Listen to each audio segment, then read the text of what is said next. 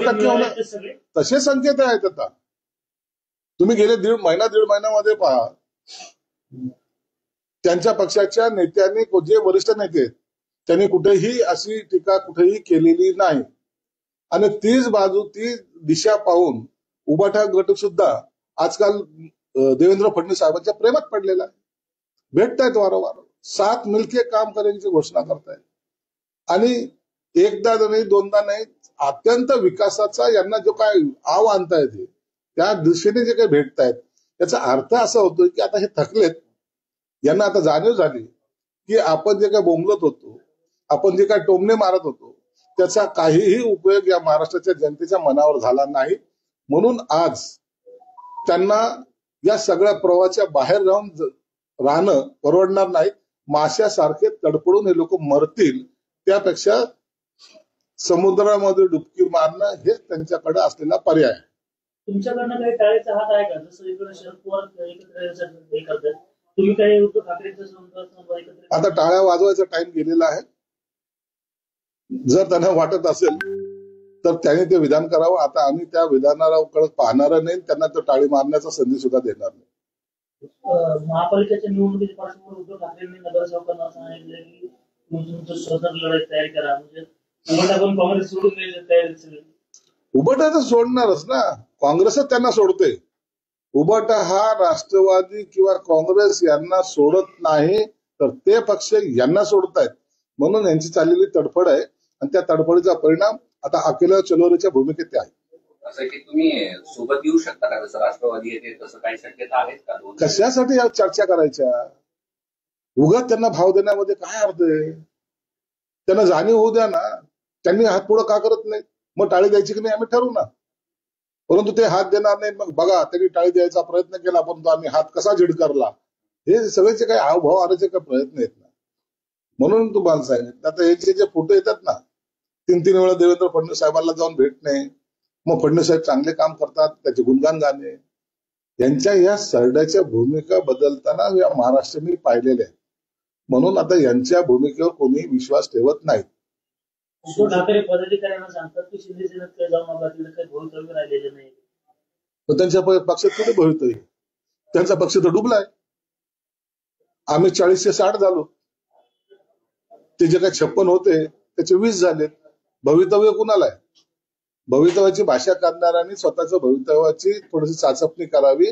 आपण नेमक्या कोणत्या स्टेजवर आहोत? उद्धव ठाकरे, आपलं एक व्हिडिओ व्हायरल होतोय सोशल मीडियावर, दावा केला जातोय की आदित्य ठाकरेंच्या हॉटेलमधून या सगळ्या मुली बाहेर पडतात तेव्हा वाद घडला आहे आणि आदित्य ठाकरेंचे हॉटेल आहे, असं व्हिडिओ खूप व्हायरल. काय माहिती आता आदित्य ठाकरे यंग जनरेशन काय नेमकं करते धंदे, हे त्याच्याबद्दल मी तर भाष्य करणं योग्य नाही. व्हिडिओ व्हायरल होतोय, खरा की खोटा त्याबद्दल जोपर्यंत आपण पाहत नाही तोपर्यंत त्याच्यावर भाष्य करणं योग्य पण नाही. अंधेरीचा तो वार आदित्य ठाकरे यांचाच आहे अशी चर्चा आहे, तसा दावाही केला जातो. आता याचं स्पष्टीकरण आदित्य ठाकरेंनी दिलं पाहिजे ना. समाजसेवेसाठी इतकं मोठं संस्थान उभं करण्याचं जर आदित्य ठाकरेच्या डोक्यात असू शकतं, प्रगत महाराष्ट्राचं, प्रगत भारताचं जे भविष्य पाहतायत त्याच्यातला हा एक भाग असावा. म्हणून याचं उत्तर सुद्धा ते समर्पकपणे ते देऊ शकतील. आपल्या मुलीबद्दल एक आक्षेप व्यक्त केला जातो की त्यांनी अधिकाऱ्यांना घेऊन सिडकोची पाहणी केली काल, तशी त्यांनी पोस्ट देखील केली आणि नंतर ती डिलीट देखील केली. दानवे असं म्हणतात की मंत्र्यांच्या मुलींना अशी पाहणी कशी करता येईल? पाहणी करणार नाही, तिथं सरपंच होता, त्या सरपंचाबरोबर माझी मुलगी गेली होती आणि अधिकाऱ्यांबरोबर जाऊन जर एखाद्या कामाचं जर पाहिलं तर त्यात काही गैर नाहीये. जर तुम्हाला असं वाटत असेल तर तुम्ही पाहतात की साधा नगरसेवक असेल, साधा कार्यकर्ता असता, अनेक वेळेला अधिकाऱ्यांबरोबर बैठका घेत असतात, अधिकाऱ्याबरोबर पाहणी करत असतात. काम करताना ज्यांना काम करायचं नाही असे लोक आक्षेप घेतात, त्याच्याकडे आम्ही काही जास्त महत्व त्यांना देतही नाही. कुठल्या अधिकारात पाहणी करता येते? अधिकार का माणूस नाही, नागरिक नाही आम्ही. माझी मुलगी तर नागरिक नाहीये, तिने जाऊ नये, नागरिक समस्या सोडू नये, हे कोणतंच तत्वज्ञान नाही. म्हणून हे या सगळ्या फालतू गोष्टीला मी महत्व देत नाही. ठाकरे गटाकडून आता मुंबईत दस्तक अभियान राबवलं जाणार आहे, म्हणजे घरोघरी जाऊन आता लोकांना शिवसेना आणि महानगरपालिकेच्या निवडणुकीच्या आधी अहो, जे भेटायला येतात त्यांना भेटायचं फक्त काम सुरू करा. घरोघरी जाणं याच्यासाठी आपल्याला आणखी 10-20 वर्ष चालावं लागेल. हे 10-20 वर्षापेक्षा जो कार्यकर्ता येतो त्याला भेटा, प्रेमाने समजावा, त्याच्या असलेल्या अडचणी समजून घ्या, ते सोडवायचा प्रयत्न करा. हे शिवसेना प्रमुख करत होते. ती जरी भूमिका घेतली तर तुम्हाला दारोदार जायची, घरोघर जायची गरज पडणार नाही. विधानसभा निवडणुकीवरून विडेट्टीवार यांनी वक्तव्य केलं आहे की आम्ही सगळ्या या जागा वाटपात वेळ घालवायचो, बैठक 11 वाजेची असायची ते 2 वाजता सुरू व्हायची आणि या सगळ्या गोंधळामुळे आम्हाला सगळं ते सगळे सूर्यमुखीच आहेत ना. सकाळी उठायची सवय जसं म्हणत होती, इतरांना नावं ठेवत होते, त्यांनाच 2-2 वाजेपर्यंत टाइम मिळत नव्हता. पब्लिककडे काय पाहणार आहे ते? पब्लिक जशी आमची नौकर आहे, मतदार आपला नौकर आहे, लोकसभेला कसे आमच्या मागे आले या आविर्भावात होते ते. मग तो आविर्भाव जनतेने सुद्धा त्यांना त्यांची जागा दाखवली. जनतेला जे आपल्याला मतदान करतात त्यांना तुम्ही अशा पद्धतीने जर वागवत असाल किंवा अशा पद्धतीने त्याला काउंट करत असाल तर ही ती जनता आहे. चांगल्या भल्या भल्याला खाली उतरवलेलं आहे त्यांनी. भाजपनं औरंगाबाद छत्रपती संभाजीनगरच्या नगर चौकाची बैठक घेतली. त्याच्यामध्ये बावनकुळेच्या उपस्थितीत बैठक झाली आणि सांगितलं की औरंगाबाद महापालिका भाजप स्वतंत्र निवडणूक लढवणार. तुमची काय तयारी त्या सगळ्या? शहराध्यक्षांनी पण तसा व्हिडिओ माध्यमात नाही, आता भाजपने काय भूमिका घ्यावी हा त्यांचा प्रश्न आहे.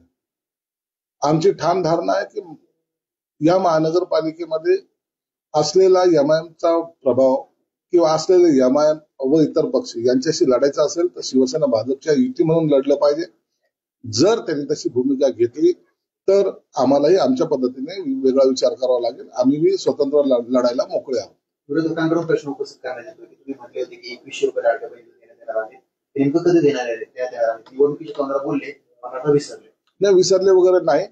त्यासाठी योग्य ती तरतूद करण्याचा सरकारचा सगळा विचार आहे आणि मला वाटतं या बजेटमध्ये त्याचा उल्लेख सुद्धा होईल. येणाऱ्या बजेटमध्ये त्याचा उल्लेख सुद्धा होईल. राष्ट्रवादीतील काही पदाधिकाऱ्यांनी महत्वाची मागणी केली आहे.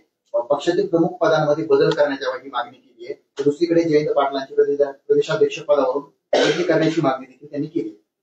यांनी प्रदेशाध्यक्ष बद्दलच बोललेलं नाही. एका अर्थानं जयंत पाटलांची पक्षातून हकलपट्टी करावा असा संदेश त्या लोकांनी दिलेला आहे.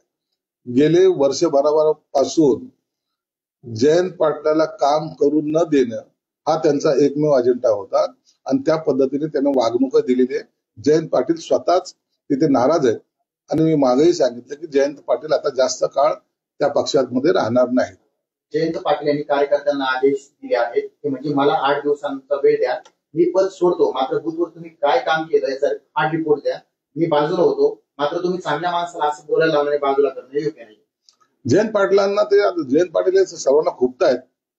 जे रोहित पवार आणि त्यांचे जो चमू आहे त्यांना ते जयंत पाटलाला काढल्याशिवाय पर्याय नाही असं दिसून आलेलं आहे. म्हणून जयंत पाटील सुद्धा जास्त काळ राष्ट्रवादीमध्ये राहणार नाहीत. पालकमंत्र्यांच्या नियुक्त्या रखडलेल्या आहेत, काय केव्हा होणार पालकमंत्री? या 2-3 दिवसामध्ये पालकमंत्र्यांच्या नियुक्ती निश्चित होणार आहेत. कारण पुढच्या आठवड्यामध्ये 19-20-21ला स्वतः मुख्यमंत्री परदेश दौऱ्यावर चाललेले, दावोसला चाललेले. त्यापूर्वी या सगळ्या नियुक्त्या केल्याशिवाय ते जाणार नाहीत असं एकंदरीत अंदाज आहे. साहेब, आणखी महत्वाचं म्हणजे मनोज जरांगे पाटील एक बोलत असताना असं बोलले की घरात घुसून मारू म्हणजे एक विशिष्ट समाजासंदर्भात ते बोलले. त्यामुळे आंदोलन, मोर्चे, नाराजी आणि अशांतता निर्माण होऊ शकते. तर बघा, मनोज जरांगे पाटलांनी काय बोललंय ते त्यांचं स्वतःचं वक्तव्य. त्याचे पडसाद काय उमटतील किंवा कोण काय केसेस करतील यावर भाष्य करणं मला उचित नाही. त्यांच्या दृष्टिकोनातून ते योग्य असेल तर त्यावर मी सुद्धा भाष्य काही करणार नाही. पुण्यामध्ये कोयता गँगची दहशत आहे, तशी दहशत कोल्हापूरमध्ये पाहायला मिळते. एका इंजिनियर विद्यार्थिनीला कोयत्यानं मारलं, त्यानंतर आपल्या इथे किडनॅपिंग करण्यात आली. म्हणजे ह्या अशा गोष्टी ज्या आहेत दिवसेंदिवस घडतात. काही स्ट्रिक्ट ऍक्शन घेणं गरजेचं वाटतं तुम्हाला? पोलिसांनी असे गुन्हेगार यांना रस्त्यावर फोडलं पाहिजे. लोकांमध्ये एक मेसेज दिला पाहिजे. कायद्याच्या विरोधात जरी असलं, कायदा असं जरी तुम्हाला परमिशन देत नसला तशी अशा गुन्हेगारीच्या प्रवृत्तीचे जे लोक असतात त्यांना धाक बसवणं एक गरजेचं आहे. म्हणून या महाराष्ट्रामध्ये ही जी काही गुन्हेगारी प्रवृत्ती वाढत चालली की माझं काही वाकडं होणार नाही, त्याला आता पोलिसांनी जबर धाक निर्माण करण्याची गरज आहे. मला वाटतं देवेंद्र फडणवीस साहेब त्यावर पावलं उचलत आहेत. जितेंद्र आव्हाडांनी एक व्हिडिओ ट्विट केलाय. त्यामध्ये मतदान केंद्रामध्ये जाऊन बटन दाबणे, व्हिडिओ बनवणे, सोशल मीडियावर अपलोड करणे, हे वाल्मिक कार्डचे कार्यकर्ते आहेत, त्यांनी बूथ कॅप्चरिंग करणे अशा प्रकारची कामं केली, त्या निवडणुकी जिंकून आलेल्या आहेत असा आरोप केलाय. व्हिडिओ पोस्ट केले. ते आता सगळं चौकशीमध्ये सर्व दिसून येईल. आता सगळ्या गोष्टी त्या एकाच केंद्रबिंदू मानून आपण त्याच्यावर बोलणं योग्य नाही. पोलिसांनी त्यांचं काम करू द्या. जेव्हा त्यांना कठोर शिक्षा होईल त्या टायमाला आपल्याला याच्याबद्दलचा तपास कसा झाला, काय झाला, हे सगळं तुम्हाला दिसून येईल. आता तपासामध्ये विघ्न आणू नका असंच मी सर्व राजकीय पुढाऱ्यांना विनंती करणार. टोरेस नावाची कंपनी आहे जिनं आमची हिरे विकत घ्या, पैसे गुंतवा, तुम्हाला तर पैसे दिले जातील अशी खेळाखिळी चित्रपटासारखा एक कारनामा केला. नंतर ती कंपनी बंद झाली. मुंबईमध्ये बरेच लोक आहेत, त्यांचे पैसे अटकले, फसवणूक झाली. असे अनेक कंपन्या, बोगस कंपन्याचं रजिस्ट्रेशन इथं झालेलं आहे. लाखो कंपन्या आहेत जे अशा माध्यमातून लोकांकडे शेअर काढणे, लोकांना फसवणे, व्याजाचा दर वाढून देणे आणि लोकही आपल्याला चांगल्या पद्धतीचं रिटर्न्स मिळत आहेत म्हणून फसतायत. तर ते या अशा कंपन्याच्या लोकांना अटक होईल, कारवाई होईल, परंतु सर्वसामान्य माणूस त्याच्यामध्ये फार कर्जबाजारी होतोय हे त्यांनी सुद्धा लक्षात घेतलं पाहिजे आणि सरकार त्याची दखल घेऊन त्याच्यावर कारवाई करेल. मुंबईत प्रदूषण वाढलं आहे, त्याला रस्त्याची कामं म्हणा, विकास कामं म्हणा किंवा निवडणुकी दरम्यान जे काही फंड बाहेर आले त्यामुळे हे प्रदूषण वाढत चाललंय असं वाटतंय. असं काही नसतं. तिथं कामाचा जो काही सपाटा चालू आहे, हायकोर्टाने सुद्धा काही ठिकाणी कामावर बॅन केलेले आहे. महानगरपालिकेने सुद्धा नोटिसा काढलेल्या आहेत. जर प्रदूषणाचा नियम जर त्यांनी पाळले नाही तर ते काम सुद्धा, बांधकाम सुद्धा तो बंद करण्याचा इशारा त्यांनी दिलेला आहे. सिडकोच्या घरासंदर्भात बऱ्याच जणांनी नाराजी व्यक्त केली आहे. त्यांचं असं मत आहे की घरं खूप हे आता महाग आहेत, तर काही फेरविचार होऊ शकतो का? सिडकोचे घरं महाग नाहीये. त्याच्यातलं एकच फक्त खारघरची जी साईड आहे, खारघरची साईड म्हणजे उदाहरणार्थ बेलापूरचा जो असलेला रेट आहे किंवा नरिमान पॉईंटचा असलेला रेट, एवढी तफावत आहे त्याच्यात. खारघरची साईड ही अत्यंत महागडी साईड आहे, तिथलचा रेट तसा आहे. म्हणून एकमेव उदाहरण सोडलं तर बाकी सर्व साईडचा जर तुम्ही पाहिलं तर सर्वसामान्याला परवडणारे घरे 25 लाखापासून सुरू आहेत तर ते 46 लाखापर्यंत आहे. म्हणून एखाद्या साईडवर जर तो रेट अबव जात असेल तर त्या सर्व साईडला तुम्ही ग्राह्य धरणं चुकीचं आहे. नरिमान पॉईंटचा रेट वेगळा असतो, ठाण्याचा रेट वेगळा असतो. तशाच प्रकारे तो त्या भागातला नरिमान पॉईंट आहे म्हणून त्याचा रेट तुम्हाला जास्त वाटतो. कोट्यवधींची बिलं हे थकलेले आहेत, ते म्हणजे घाटीकडे. कोरोना काळामध्ये ऑक्सिजन पुरवणं महत्वाचं होतं, तातडीनं पुरवले, मात्र त्या पुरवणाऱ्यांना पैसेच पुरवले जात नाही. कोट्यवधी रुपये थकले. भविष्यामध्ये जो काही नवीन व्हायरस आलाय अशा संकटामध्ये या कंपन्या सहकार्य करणार नाही, संकट निर्माण होतं. याची सर्व ज्यांची बिलं थकलेली आहेत त्या संदर्भामध्ये आरोग्य मंत्र्यांनी सुद्धा तातडीने बैठक आयोजित केलेली आहे. ते याच्यावर सर्व व्यापी निर्णय सुद्धा घेणार आहेत आणि येणारा व्हायरस आहे त्याची सुद्धा पूर्वतयारी म्हणून त्यांनी काही सूचना सुद्धा अधिकाऱ्यांना दिल्या आहेत. म्हणून आता थांबणे नाही तर चालणे हा सगळा मूल मंत्र हा आरोग्य विभागाचा सुद्धा आहे. छत्रपती संभाजीनगरमध्ये मुलींचा जो काही जन्मदर आहे तो कमी झालाय. 889 मुलींचा जन्मदर आहे, तो म्हणजे 1000 मुलांच्या मागे. खूप तफावत आहे, खूप आकडा कमी आहे. कोणते गर्भपात करणं किंवा चाचण्या करणं त्याचा परिणाम आहे. गर्भपात आणि चाचण्या करणारं एक रॅकेट बीडमध्ये बी होतं, संभाजीनगरमध्ये बी होतं, नांदेडला काही ठिकाणी पकडलेलं, लातूरला पकडलं गेलेलं आहे. या सगळ्या प्रकारामुळं मुलीचा जन्मदर घटतोय, हे खरंच चिंतेची बाब आहे. आणि म्हणून हे आता यांच्यावर कठोर कारवाई तर केली जातेच आहे, परंतु अशा जे काही गर्भधारणेसंदर्भात जे काही चाचण्या करतात त्यांच्यावर सुद्धा आता देशद्रोहासारखा खटले त्याच्यावर दाखल झाले पाहिजेत, जेणेकरून त्यांना एक वचक बसला पाहिजे. आणि ज्या ज्या ठिकाणी होत आहेत त्या त्या ठिकाणची माहिती जर सरकारला मिळाली तर सरकारही त्याच्यावर अत्यंत गंभीर स्वरूपाचे गुन्हे दाखल करावे.